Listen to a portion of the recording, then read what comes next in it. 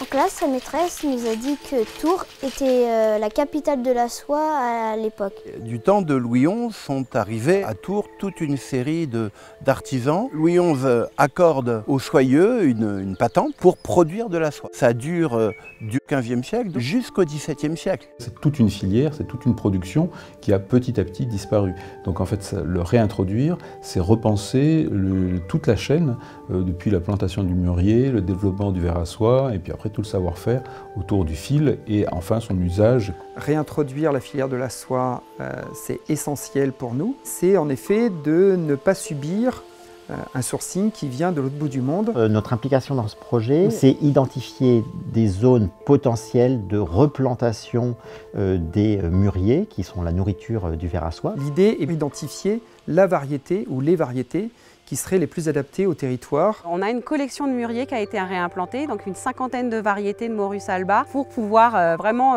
commencer cette conservation de patrimoine végétal. On ne sera jamais compétitif avec la production massive de soie en Inde ou en Chine. On se dirige plutôt vers une culture qui ferait penser à du terroir. Pour légitimer une filière de la soie en Val-de-Loire, il s'agit bien sûr à terme de pouvoir avoir un fil sous forme d'une IGP, une indication géographique protégée, avec une soie particulière. Quand on repense la localisation de certains nombres d'éléments comme la soie, il faut penser le haut de gamme.